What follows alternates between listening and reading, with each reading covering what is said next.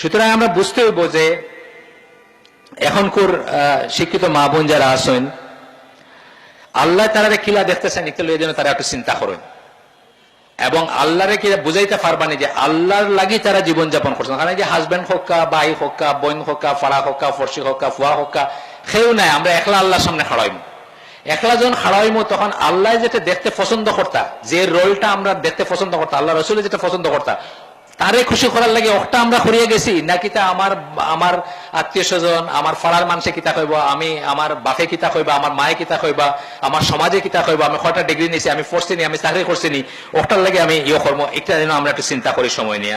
মা বোন হল আমি কইয়ার স্পেশালি, কারণ তারা হইলা একটু আগে আমরা যেটা কইলাম সাংস্কৃতিক আগ্রাসনের প্রধান টার্গেটের একটা। তারা কি তা মানুষের দাসত্ব করিয়া গেলা? যদি মানুষের খুশি করার লাগে একটা জীবন খাটাইয়া যায়, তাহলে বুঝতে হবে যে তারা মানুষের দাসত্ব করিয়া গেলা। আর যদি আল্লাহরে খুশি করার লাগে একটা জীবন আল্লাহর মতো করিয়া খাটাইয়া যায়, তাইলে কইতে হবে যে তারা আল্লাহরে খুশি করতে চাইছেন। তারাও জবাব নিয়া আল্লাহর সামনে দাঁড়াইবা। ইনশাল্লাহ আমরা দোয়া করবো আমরা মা বোন হলে যেন সঠিক জবাবটা দিতে পারো না দিন। আমার কথা শেষ হয়ে গেছে। আমরা সাংস্কৃতিক আগ্রাসন থেকে বাঁচিয়ে থাকতে অথবা সলিউশন কিতা, আমি তো খালি অতবেলদের প্রবলেম কইলাম, খালি সমস্যা কইলাম যে ও সমস্যা, সলিউশন 4-5টা জিনিস আমি কইমু, তারপরে ইনশাল্লাহ সাইফুল্লাহ ভাই তার বক্তৃতা দিবা। 1 নম্বরটা হইলো যে জীবনের প্রত্যেকটা ক্ষেত্র অগ্রাধিকার ঠিক করতে হইব, প্রায়োরিটিজ একটা ঠিক করতে হইব। আমার এখন যদি হার্ট অ্যাটাক হয়, আপনি যদি আমার ফেটো অসুখের ওষুধ দেন, তাহলে আপনি প্রায়োরিটিটা ঠিক করলেন না, আপনি ভুল প্রায়োরিটি দিলা, আমি শেষ হয়ে যাইব নজবিল্লাহ, মানে আল্লাহর ইচ্ছা শেষ হইব আর কি, মানে আল্লাহ যেটা চাইবা কথার কথা আমি কই আর, মানে যেটা আমার কার্যকারণের খরার দরকার আছে, আমার একটা ওষুধ দেওয়ার দরকার আছে, আপনি আমার একটা ওষুধ দিলে, আপনি প্রায়োরিটি ঠিক করতে পারলেন না। সব ব্যাপারে তা যেন আমরা আল্লাহ এবং তার রসুল নির্ধারিত জীবন ব্যবস্থা বা ওয়ে অফ লাইফ, যেটার কনফারেন্স আমরা আইসি ওয়ে অফ লাইফ মানে জীবন ব্যবস্থা, সব ব্যাপারে ওটা যেন আমরা প্রায়োরিটি দেয় যে আল্লাহ এবং আল্লাহর রসুলের জীবন ব্যবস্থাটা আমরা আসি কিনা, এর ভিতরে আসি কিনা, ওগু যেন আমরা ঠিক করি, চিন্তা করি এবং ওই হিসাবে যেন আমরা অগ্রাধিকারে ঠিক করি। যদি না হয় তাহলে একটা যেন আমরা অগ্রাধিকারে না হয় বা প্রায়োরিটি না হয়। 2 নম্বর হইলো যে এর মাঝে আবার কোনটা ফয়লাইব, এর মাঝে ফয়লাইব যে মুসলিম হিসাবে প্রত্যেক মুসলিমের লাগে একটা অ্যামাউন্ট অফ দিন শিক্ষা করা ফরজ, একটা পরিমাণ দিন শিক্ষা করা ফরজ। আমরা সব তারে এক পাশে রাখিয়া যেন ও দিন শিক্ষা করার একটা সময় বার করি, নিজের লাগি, নিজের পরিবারের লাগে, নিজের সন্তানের লাগে, তবেও আমরা বুঝবো যে ওয়ে অফ লাইফটা আমরা কিতা হইব, যেটার কথা আমরা কই, আমরা দিনটা কিতা, আমরা জীবনযাত্রাটা কিতা, আমরা জীবন ধরনটা কিতা, তাইলে আমরা বুঝবো। 3 নম্বর রিকমেন্ডেশন হলো যে কোনো কর্মকাণ্ড জড়িত হওয়ার আগে বাদে নাই, মাঝখানো গিয়া নাই। প্লাজমা টেলিভিশন 80,000 টাকা দিয়ে কিনিয়া বাসাটা নিয়া তারপরে চিন্তা করলাম যে দৌড় এগুলো তো কিনি লাইছে, এখন কিতা করতাম, আচ্ছা তাহলে খালি খবরটাও দেখি, আর নাইলে বাসিও প্রোগ্রাম করে দেখি, তা নাই। আগে যে কোনো খাম করার আগে আমরা যেন চিন্তা করি যে এই খামটা আল্লাহ এবং আল্লাহ রসুলের অনুমোদন সাপেক্ষ কিনা, ব্যবসা বাণিজ্য শিক্ষা এমনকি সাংস্কৃতিক কর্মকাণ্ড যেটারে আমরা হইয়ার কতটুকু আমরা বিনোদন কতটুকু পারমিটেড, কিতা পারমিটেড, আগে যেন আমরা ঠিক করি, বাদে নাই, মাঝখানো গিয়া নাই, বা জীবন নষ্ট হওয়ার পরে নাই, বা নিজের বাচ্চা কাচ্চা নষ্ট হওয়ার পরে নাই।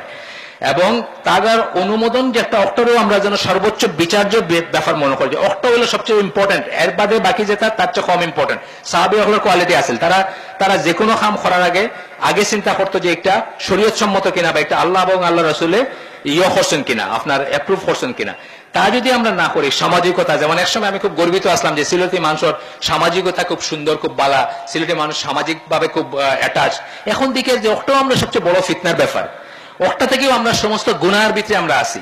আমরা জন্ম, আমরা মৃত্যু, আমরা আত্মীয়তা, বা যখন আমরা আল্লাহর নির্দেশের বাইরে গিয়া যেমন কোনো কালচারের নামে বা সামাজিকতার নামে আমরা যখন হারাম কিচ্ছুর মাঝে যাই, তখন বেসিক্যালি আমি কিতা করি, আমি বিজাতীয় সংস্কৃতি বা বারোর মানুষের বা যারা ইসলামের ধ্বংস করতে যার তারার জিনিসটা অনুসরণ করি। যেমন ধরো ফর এক্সাম্পল একটা বিয়াতে আমরা যাইতাম, আমার আফন বাইর ফুরির বিয়া, ঠিক আছে, আমি অবশ্যই যাইতাম, আমার দাওয়াত দিছে, কিন্তু ইনোর ব্যাপার কিতা, প্রোভাইডেড ইনো আল্লাহ বিরুদ্ধে কোনো খাম হইতো না, প্রোভাইডেড ইনো ফাইসা থাকতো না, অশ্লীলতা থাকতো না, হারাম কিচ্ছু থাকতো না। আমি আমার আত্মীয়তার নামে, আমার বাল্যগ সম্পর্ক রক্ষার নামে কিন্তু আল্লাহর অবাধ্য হইতাম পারতাম না, আল্লাহর বিরোধিতা করতাম পারতাম না, আল্লাহর বিরুদ্ধে যাইতাম পারতাম না। আমি আমার এক বইন আছে, কাজিন, লন্ডনে থাকতে একটা দিনও তাই মাথার কাপড় ছাড়া দেখছি না।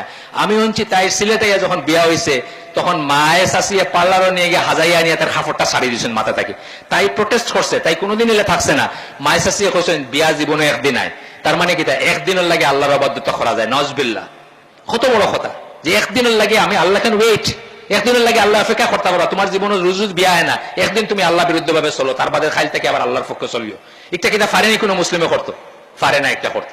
সুতরাং আমরা যেন একটা মনে রাখি যে আমরা এই সমাজের লাগে আত্মীয়তার নামে, সামাজিকতার নামে আমরা যখনও হারাম ইনভলভ হইমু, এটা বিয়া শাদিত হোক, জন্মদিন হোক, আরো কোনো যত ফায়সাত হোক, গান হোক, নাচ হোক, আমরা যেন মনে রাখি যে আমরা কিন্তু মানুষের মন রক্ষা করতে গিয়া আল্লাহর মন কষ্ট দিলাম। মন কষ্ট বলতে এই কষ্ট নাই, আল্লাহর এই কষ্ট আমি কইতে পারি না। আল্লাহর অবাধ্যতা করলাম, আল্লাহর বিরুদ্ধে গেলাম, যিনি আমার সৃষ্টিকর্তা খালিক, তান এগেনস্টে গেলাম মখলুকর রে খুশি করার দিয়া, যে মানুষে আমার 2 পয়সার কোনো খামো হইতো না কিয়ামতের দিন। এরপরে হলো যে কালচারাল অনস্লট, যেটা আমি কইলাম যে সাংস্কৃতিক, শেষ হয়ে গেছে আমার কথা, আর 1 মিনিট। সাংস্কৃতিক অগ্রসনের ব্যাপারে যেটা আমি কইলাম, একজন মুসলিমের গড় কোন কোন পথে প্রবেশ করব এটা যেন আমরা চিহ্নিত করি, চিহ্নিত করিয়া এটা যেন আমরা বন্ধ করি। এবং এটার দায় দায়িত্ব কিন্তু পুরুষর মেইনলি গড়ের আমির জান তাইন যখন ফয়লা টেলিভিশনটা কিনলা, তাইন যখন ফয়লা মোবাইলটা কিনে ফুরিটা তো দিলা, তাইন যখন উপন্যাসটা আনলা, তাইন যখন গানের যন্ত্রটা আনলা, তখনই কিন্তু তাইন হারামর পথ খুলে দিলা। এবং একটা লাগি তাই আল্লাহর কাছে জবাব দিয়ে করবা। কারণ তান আন্ডারে যারা আছে তারা যে চরিত্র হরণ হইলো বা যত রকমের তারা নষ্ট হইলো, এর লাগি তাই আল্লাহর কাছে জবাব দিয়ে করতে হইব। সুতরাং আমরা যেন এটা চিহ্নিত করি, এটা বন্ধ করার চেষ্টা করি, এবং আমরা ইউনিট ফ্যামিলিটারে আমরা যেন আবার সুসংহত করতাম পারি। আবার যেন একটা দুর্গ হয়, যে দুর্গর ভিতরে কোনো কাফের, কোনো মুশরিকের প্রবেশাধিকার আসিল না। ভেরি রিসেন্টলি 10 না হোক 20, 30, 40 বছর আগেও আসিল না, কিন্তু আজকেও কিন্তু আপনার বেডরুমও আপনার বাইদি সাইয়া, আপনার ওয়াইফের বাইদি সাইয়া নাসারায় গানগার can I touch you there, আপনি বইয়া আসিতরা আপনার ফুরিরে লইয়া। চিন্তা করিয়া দেখুন যে আমি কিতা কইলাম। সুবহানাকাল্লাহুম্মা বিহামদিকা আশহাদু আল্লা ইলাহা ইল্লা আনতা আস্তাগফিরুকা ওয়া আতুবু ইলাইক।